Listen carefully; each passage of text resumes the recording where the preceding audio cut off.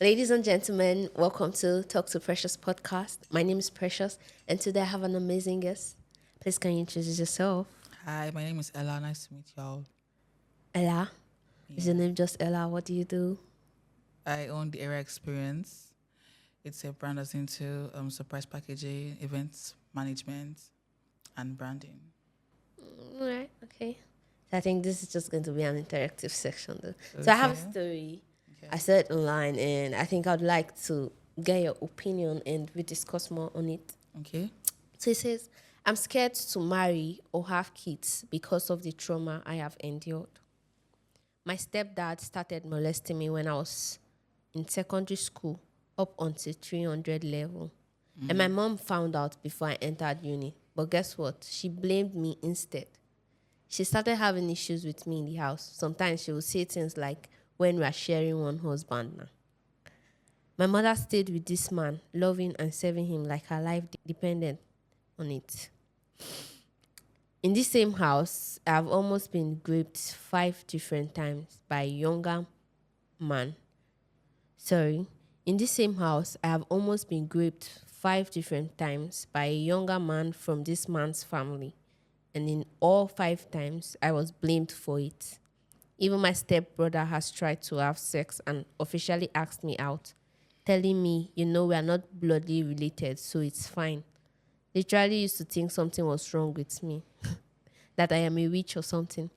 I used to think I'm the one seducing these men. Other younger girls dress casually, wear bomb shorts in their homes, but nobody needs to tell me before I know I dare not try it in my own house. On days my mother goes for vigil, those are the worst. Fast forward to 2022, my stepfather got really sick. When he was 90 plus, he got cancer, then fell at a point, which led to him having a leg issue. I was 27 at that time, and at first, when the sickness started, my mother would insult me and sometimes call me to the corner or tell me to show care and concern for this man. But as the sickness got much, I literally started looking out for him. I stayed indoors for 2 whole months, catering for this man as my mom would go to work and my sister would go to school. I learned how to forgive someone while catering for this man. I would pray, ask God to show mercy. I need you to imagine praying earnestly to God for mercy and for him to heal this man. It was in real pain. As much as I was hot and angry at him, it was too much for me. I remember the last Friday he spent on it. I told my mom and sis I cannot stand it again. I still remember lying there, feeding and cleaning him. I was traumatized. I wish I could continue hating him, but I could only pity him and pray to God to heal him. I remember this particular day, someone asked him what he wanted, and he said, Alafia. I felt that. I started crying with him because he was in pain. I withdrew from him the last Friday he spent on earth. He died in the early hours of Monday. I could no longer bear to look at him. After a month or two, my mom and I talked about some of the atrocities he committed, and my mom said something I'll never forget. A woman must not leave her husband for anything. That her husband is still better. Shebi, my stepfather's brother slept with his own biological daughter, and his wife still didn't leave her husband. It's been almost 2 years since she uttered that statement, and I have never looked at her the same again. I still cannot wrap my head around the whole issue, and honestly, I am ashamed.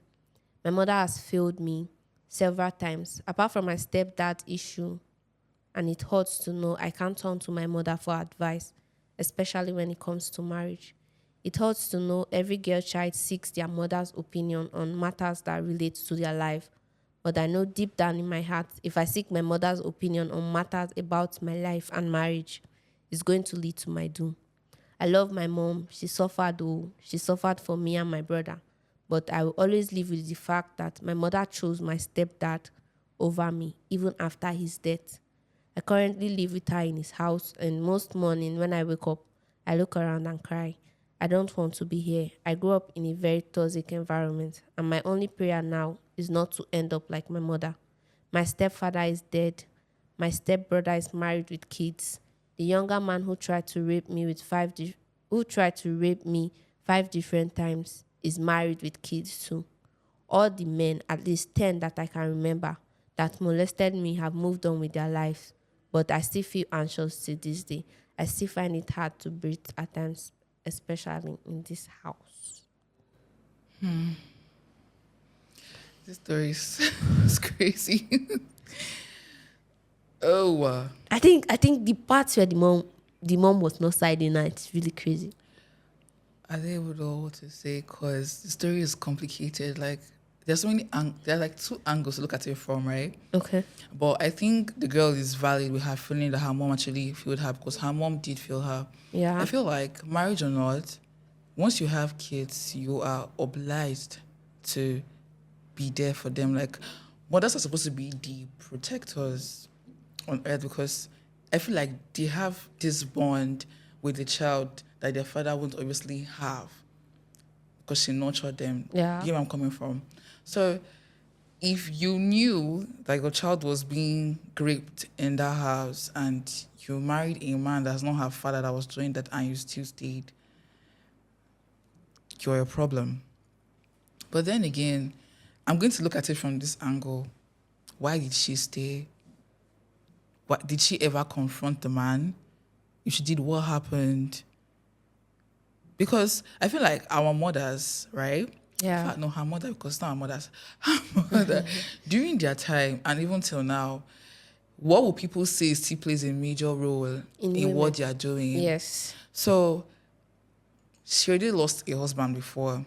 And then you'll not say, oh, you were lucky enough to find another man that married you and took your kids in. And then you're leaving him because your daughter said that he's abusing her or stuff like that.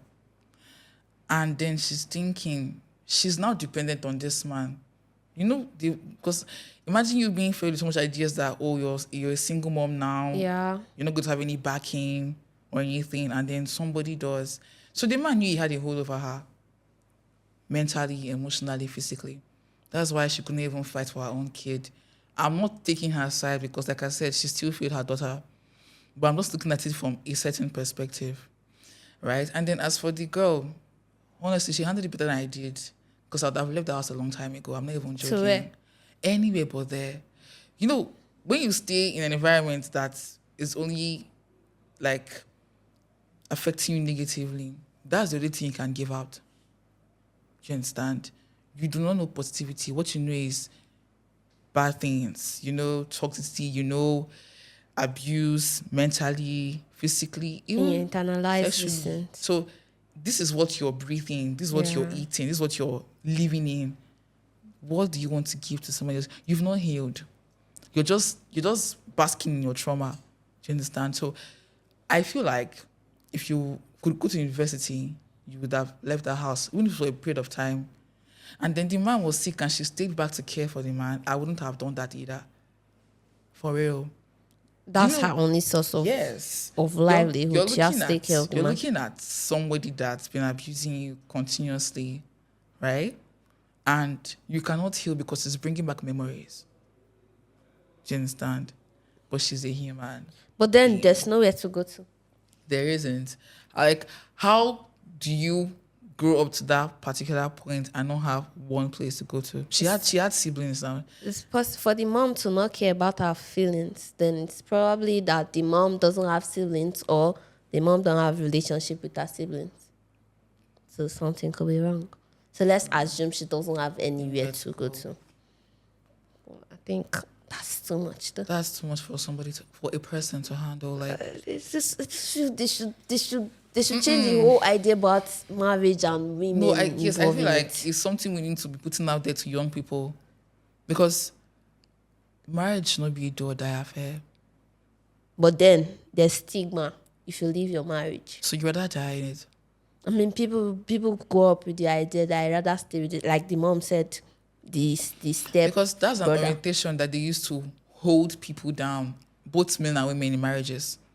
Do you understand? Like, oh, if you leave and leave. Do you understand? Yeah, You leave the marriage and then leave your life, for crying out loud. Because now your child hates you. Any bond you both had is shattered and like there's no coming back. She can only now. She's just tolerating you because you are her mother. If that man was a stranger, don't be talking anymore. Yeah. So there's no parent-child bond anymore there. And now it's affecting her thought on, sorry, on marriage.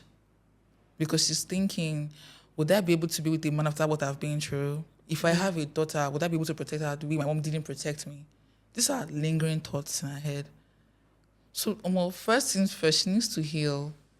She needs to face the demons that she obviously has, because that's like the first step to healing. And she has not forgiven herself and her mom. As hard as it seems, she needs to forgive herself. She needs to forgive her mom. Because it's essential for her growth emotionally, physically, even mentally, most importantly. Because you need to be able to give love for you to take it or know what it feels like. Do you understand? As for her mom, madam, it is well with you. But I think society has a major role to play though.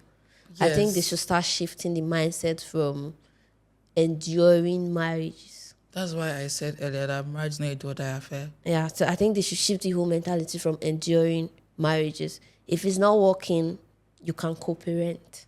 True. And So- I think you would actually be successful doing that Yes. than raising a child in an unstable environment. Because this is traumatic. It is. I even had to take care of the man. And then her mom's mom failed her as well. Imagine you telling your child, I don't think I'll blame them though. Before then, yeah, you have to stay in your husband's house. No matter what, you have to stay. So I think that's the orientation everybody grew up with. That's the same orientation she gave to the mom. That's why I'm saying you have to stay with your man no matter what. That's why I'm suggesting that if marriage is not going to work, there's no need enduring. You both, if you say it's because of the kids, you can co-parent. I mean, would you want to be with such kind of person and I'm going through yeah. such trauma? So I think they should change the whole idea of So marriage. what then was keeping the woman in the marriage? Because you said she was working, right? Yes. So we cannot say it's financial reason now. I think it's the idea of how the society are going to see her. That's just the whole thing. I think how is people going to see me? I just feel that women can do better. Yes, but it's not easy to As say. moms, as wives, as the people in general, right? Because she's obliged. This is someone she cried for 9 months. Doesn't change the fact that the man is her husband. That's what I'm saying, that we need to do better. Like, we cannot be living by societal beliefs anymore. We need to, I think we should look at it from a fact that it should be leave society. How about as a human being first? Okay. I don't have a child yet, but if I knew that they were abusing a girl and I was there, I promise you that I would not just be there and see, what's my No, my business? pikin. With my child, you understand? Because as a human being that has empathy, the first thing you do is, okay, how can I get this person out of there? How can I help? Society will tell you, oh, stay put. What if that child died? Do you know they will still blame her and say, oh, she wasn't a good mother? But you expect her to be in the marriage, right? But what if the child died? So I think we need to learn to be our own persons, aside society, belief, religion. Let the first thing that comes to our mind be love. Kindness. Because you cannot be kind and be cruel. Yeah, you can't be kind and Can't be kind and be cruel. So yes, there's a stigma and it affects women more than it affects men. But the losses and the consequences, because you want to stick to a particular belief, is it really worth it at the end of the day? I think society should be fair to women. They should. They should. Okay, thank you. Yeah. Thank you. It was nice having you. It was nice being here. Sebastian. Why you always smiling?